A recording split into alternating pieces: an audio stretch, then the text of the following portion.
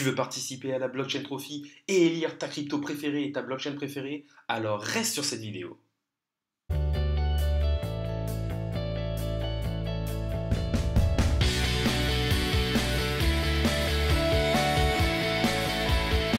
Salut à tous, c'est Inspecteur Crypto, bienvenue dans la vidéo du jour qui n'est simplement la deuxième partie de la vidéo sur la Blockchain Trophy. La Blockchain Trophy, c'est quoi? C'est une petite compétition que j'ai organisée pour vous faire participer, ou tout simplement, on va élire la meilleure blockchain crypto pour vous, bien sûr sur le long terme, celle qu'on voit peut-être leader dans 10, 15, 20 ans.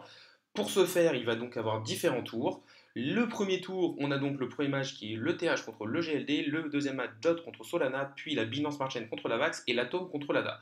J'avais décidé de couper la dernière vidéo pour pas qu'elle soit trop longue, donc là vous allez donc avoir la deuxième partie de la vidéo.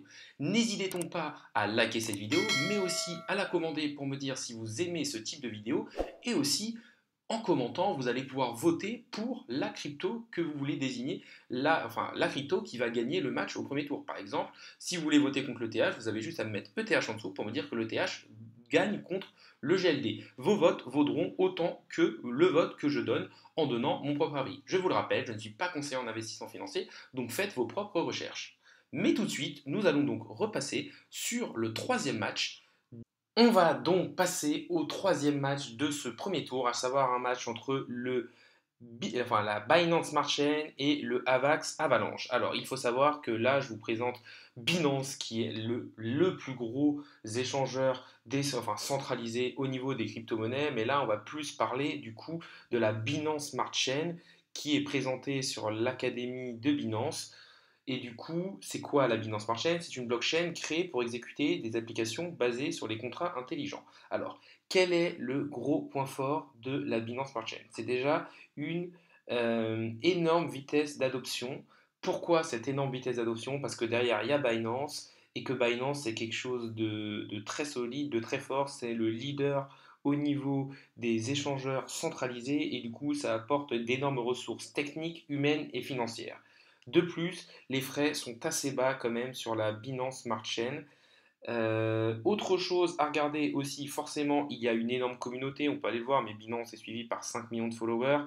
Donc c'est quand même, on sait aussi que son CEO CZ est pas mal suivi sur les réseaux sociaux. On est aussi bien placé en défi au niveau de Binance, enfin au niveau de la Binance Smart Chain, avec quand même le PancakeSwap et par exemple d'autres échangeurs décentralisés qui font de la finance décentralisée, tels que BySwap par exemple. Et aussi, l'un des gros points forts de la Binance Smart Chain, c'est qu'elle peut exécuter des applications basées sur Ethereum. Et donc, en gros, elle peut faciliter la migration d'Ethereum vers Binance. Il faut savoir que la plupart des applications sont sur Ethereum. Donc, c'est quelque chose de plutôt bien pensé. Ensuite, quels sont les points faibles? Pour moi, le premier point faible, c'est que c'est un ETH killer. Et comme je l'ai dit pour les autres crypto-monnaies qui sont des ETH killers, l'Ethereum a quand même un gros pas d'avance. Donc c'est quand même assez compliqué d'aller chercher. Et pour l'instant, le seul truc sur lequel il joue, c'est les frais. Et justement, un autre problème au niveau de la Binance Smart Chain, c'est qu'on a vu des problèmes de lenteur et de scalabilité et même une augmentation des frais quand vraiment on a été dans une grosse folie avec beaucoup de demandes. On a vu que la Binance Smart Chain a elle commencé à un peu saturer, même si les frais restaient bien inférieurs à l'ETH. Et on se dit, si à un moment il y a autant d'utilisation que TH au niveau de la Binance Smart Chain, ça risque aussi de saturer. Et du coup, le côté ETH killer, parce qu'on coûte moins cher, risque de ne plus être forcément vrai. L'autre côté qui est moyen, c'est que c'est centralisé, avec seulement 21 validateurs, quand côté au niveau d'Ethereum, on en a plusieurs milliers. Donc forcément, il n'y a pas une vraie centralisation. Et du coup, on va dire que la Binance Smart Chain peut plus facilement avoir des pannes et aussi plus facilement être attaqué. On a vu qu'il y a eu pas mal de hacks qui ont été faits sur des applications sur la Binance Smart Chain. Forcément, 21 validateurs, ça sécurise moins le réseau. Binance dépend aussi de l'innovation d'Ethereum. Pourquoi? Parce qu'en fait, énormément de personnes qui sont recrutées chez Binance sont des personnes simplement qui utilisent le langage Solidity et qui sont des anciens d'Ethereum ou qui ont développé sur Ethereum. Donc en fait, l'innovation va d'abord venir sur Ethereum mais ensuite sur la Binance Smart Chain, qui est quand même pour moi un petit souci. On va maintenant passer sur Avax Avalanche. Avax Avalanche, quels sont ses gros points forts? Déjà, je vais vous dire ce que c'est. Avax Avalanche est une plateforme open source permettant la création d'applications hautement décentralisées et de blockchains interopérables. En fait, leur objectif, c'est d'être un peu l'Internet de la finance. Donc, quel est le premier gros point positif de l'Avax Avalanche? C'est simplement une technologie révolutionnaire grâce à son protocole de consensus qui va permettre du coup une véritable décentralisation et des transactions et des contrats intelligents qui seront exécutés de manière quasiment instantanée. Autre gros point très positif, c'est qu'au niveau de l'AVAX Avalanche, c'est quelque chose de très complet. Il peut quasiment à lui seul répondre aux besoins liés à la blockchain et au smart contract. Il est capable d'héberger des protocoles DeFi, de gérer des stablecoins, mais aussi des apps en tout genre. Donc c'est quelque chose de très complet, de très bien d'un point de vue technologique. Les frais, ils sont aussi très bas et c'est très scalable et très rapide. Donc clairement, d'un point de vue technologique et projet, ça me paraît un petit peu supérieur à Binance. Ensuite, quels sont ses points faibles? Pour moi, son premier point faible, c'est qu'il est open source. Quelque chose d'open source et donc copiable. Donc clairement, si un gros arrive avec énormément de fonds, il peut copier ce que fait Avalanche, essayer d'améliorer deux trois trucs, donc c'est clairement un petit point faible. Deuxième petit point négatif au niveau de l'Avax Avalanche, c'est quelque chose que j'ai beaucoup dit, mais forcément c'est difficile de concurrencer Ethereum en finance décentralisée, avec les montants qui sont actuellement loqués sur la finance décentralisée, sur la Binance, sur l'Ethereum, forcément c'est très compliqué de le concurrencer, mais bon, pour moi il y a beaucoup de fonds qui peuvent encore rentrer, on parle peut-être d'applications dans 10-15 ans, donc c'est un problème sans en être un. Et autre chose, c'est que l'Avax en est à son début, c'est-à-dire qu'il a délivré certaines choses, mais pas encore énormément de choses, comme l'a par exemple fait Ethereum. Donc, nous allons maintenant voter. Au niveau du projet, clairement, je donnerai un petit point d'avance à la VAX. Pourquoi? Parce que je trouve que c'est un projet qui est plus révolutionnaire au niveau technologique, qui est plus complet, alors que la Binance Smart Chain s'est dit, clairement, Ethereum est engorgé au niveau des frais, nous on va faire un peu ce que fait Ethereum, en essayant d'être plus scalable et en ayant moins de frais, alors que clairement Avax est sur d'autres technologies, essaye de pousser les choses un peu plus loin, et je pense que dans 10, 15, 20 ans, s'ils continuent comme ça peut être quelque chose qui fait qu'ils seront très fortement, enfin qu'ils auront une très forte augmentation, qui seront beaucoup utilisés et qui pourraient être par exemple devant la Binance Smart Chain. Au niveau de la communauté, là clairement, pas de problème niveau là-dessus, c'est clairement Binance et la Binance Smart Chain qui sont devant, 5 millions d'abonnés sur Twitter, quand Avalanche n'en a que 263. Clairement, c'est quasiment impossible de tester Binance au niveau de la communauté, c'est énorme, c'est là que vont tous les nouveaux, c'est voilà, il y a une adoption énorme. Au niveau de la team, clairement, j'ai beaucoup hésité au niveau de ce point. C'est vrai que Binance, ils ont un gros CEO qui est très connu, ils ont des ressources humaines, financières et technologiques assez importantes, mais je vais quand même donner mon point à Avalanche parce que je trouve que c'est quand même des équipes qui ont des idées révolutionnaires, qui au niveau technologique sont à la pointe et qui arrivent quand même à délivrer certaines choses. Donc je donnerai ce point à l'Avax Avalanche et du coup, pour moi, selon moi, mon vote va à l'Avax Avalanche par rapport à la Binance Smart Chain. On peut dire que c'est une petite surprise parce que la Binance Smart Chain est clairement, fait partie clairement des plus grosses blockchains, loin devant Avalanche, mais moi je donnerai quand même mon vote à Avalanche. Avant de passer sur le dernier match du premier tour, je voulais vous dire que c'est bien sûr vous qui comptez, c'est à vous de voter pour élire votre blockchain préférée parce que un vote d'une des personnes vaut autant que le mien. Donc clairement, je peux dire que par exemple Cardano est meilleur. Si vous pensez que c'est l'Atom Cosmos et qu'il y a plus de personnes qui votent pour Atom Cosmos, c'est Atom Cosmos qui passera devant. Donc n'hésitez vraiment pas à voter en dessous en commentaire.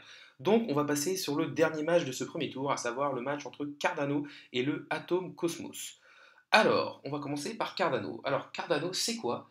C'est tout simplement une blockchain open source permettant d'exécuter des smart contracts.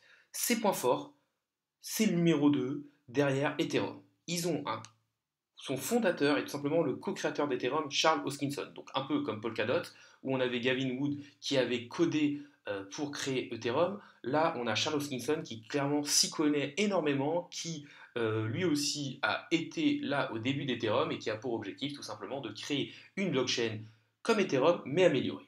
Ils ont aussi, avec leur preuve de participation, beaucoup de scalabilité et sont peu énergivores. Donc clairement, c'est une blockchain, c'est un ETH killer. Et là, on va en arriver au point négatif. Le problème, c'est que c'est un ETH killer, et comme je vous l'ai dit, prendre la place du numéro 1, qui en plus a quand même de la belle technologie, qui peut-être avec Ethereum 2.0 va peut-être devenir encore plus gros et encore plus dur à battre, ça peut être compliqué. Et je trouve que le problème au niveau de Cardano, c'est que d'un point de vue technologique, c'est hyper intéressant ce qu'ils sont en train de nous proposer, mais par contre, je trouve qu'ils n'ont pas délivré beaucoup de choses. Ils ont énormément de retard au niveau de la livraison. Et tout ça, malgré quand même une forte communauté de quasiment 900 000 personnes qui les suivent. Mais je trouve que Cardano, pour l'instant, n'a pas beaucoup il devait délivrer pas mal de choses au niveau des smart contracts qui pour l'instant ne sont pas là. C'est quand même le gros problème au niveau de Cardano. Concernant l'Atom Cosmos, je trouve que clairement c'est un projet aussi très intéressant. C'est quoi Atom Cosmos? Simplement un écosystème de blockchain conçu pour évoluer et interagir entre elles. C'est un peu dans le même style que Polkadot. Donc ils ont bien sûr comme point positif, le même point positif que Polkadot, c'est le fait d'être interopérable et qu'il y ait justement la possibilité d'interchanger entre les blockchains. Donc ça en fait pas un Ethereum killer, ça en fait un peu comme Polkadot, une blockchain qui peut être là et qui peut être, enfin exister et coexister avec d'autres blockchains qui pourront être les leaders. Le point fort déjà, c'est qu'ils ont déjà délivré des choses par rapport à Cardano. Ils en sont qu'à leur début, bien sûr, et c'est un de leurs points négatifs, mais ils sont quand même, malgré le fait que ce soit un projet jeune, ils ont déjà délivré des choses avec par exemple leur, leur DEX Osmosis qui permet de faire de la finance décentralisée ou d'autres choses. C'est leur deuxième point fort, je vous l'ai dit, c'est l'interopérabilité. C'est quand même quelque chose d'hyper important. Clairement, ça permet de simplifier pas mal les choses plutôt que d'aller sur plusieurs blockchains pour faire des choses différentes. Et je trouve aussi, et ça pour moi c'est quelque chose d'intéressant, que Atom Cosmos, malgré le fait qu'il y ait un projet hyper intéressant derrière, que clairement il y ait une grosse scalabilité, que tout aille vite, qu'il y ait une grosse interopérabilité, je trouve pour l'instant que tout simplement c'est une des blockchains les plus sous-cotées. On n'en parle pas assez. Alors peut-être que le point négatif du coup, c'est que le marketing est pas si ouf que ça parce qu'on n'arrive pas à les pousser, mais d'un point de vue technologique, c'est quand même quelque chose de très très fort qui pourrait vraiment révolutionner la blockchain et je pense pour ça que Atom Cosmos a quand même son mot à dire. Au niveau de la communauté, on voit qu'ils sont suivis par à peine 200 000 personnes. C'est pas mal, mais c'est pas non plus quelque chose de dingue. On va, Manon. Donc, dernier point négatif pour Atom Cosmos, c'est tout simplement que c'est une jeune blockchain et donc elle est un peu au stade expérimental même si elle a déjà délivré. On va maintenant passer au vote final sur les trois critères, à savoir le projet, la communauté et la team. Au niveau du projet, clairement, mon vote ira à Atom Cosmos. Pourquoi? Parce que je trouve que ils ont le point fort de pas forcément être un ETH killer par rapport à Cardano et surtout je trouve qu'ils ont plus délivré et donc je suis obligé de leur donner le point pour ça. Forcément au niveau de la communauté, la troisième plus grosse crypto-monnaie du marché, l'ADA Cardano, reste devant et gagne le point de la communauté devant l'Atom Cosmos. Par contre, pour la team, je donnerai le point à Cosmos. Malgré le fait que Cardano est dans sa team l'un des cofondateurs d'Ethereum, je trouve que pour l'instant, il ne délivre pas beaucoup. Et avoir des bonnes idées, c'est bien, mais derrière, il faut délivrer. Cardano existe quand même depuis un certain moment et je trouve qu'il ne délivre pas assez. Alors que la team de Cosmos, je trouve que quand même, il délivre de plus en plus. Et donc, je donnerai mon point à Atom Cosmos. N'oubliez pas de voter aussi en commentaire en dessous. Clairement, votre vote vaut autant que le mien. Et donc, et aussi, le but de cette vidéo, c'était d'interagir avec vous et de voir quelle crypto-monnaie a le plus de hype, a la plus grosse communauté. Donc, si vous avez même des personnes parmi vous qui sont, par exemple, de la communauté d'Atom ou de Cardano, n'hésitez pas à leur dire de venir voir cette vidéo et de donner leur avis et leur vote. Autre chose que je tenais à dire, c'est qu'aussi, je trouve que Atom Cosmos, ils ont une façon de marketing qui est en train de les faire monter, tout simplement, qui mettent en place pas mal d'airdrops pour attirer les personnes, mais aussi les projets. On l'a vu avec Osmosis, ils ont fait un gros airdrop qui pouvait aller jusqu'à 1500$, et ce qu'il fallait faire, c'était pas très compliqué. C'était avoir de l'atome sur le portefeuille décentralisé de la blockchain Atom, ça s'appelle le portefeuille Kepler, et faire 2-3 trucs sur Osmosis pour en avoir un petit peu plus. Ça peut monter jusqu'à 1500$, mais c'était faire un swap, stacker quelques atomes, c'était pas non plus quelque chose de dingue.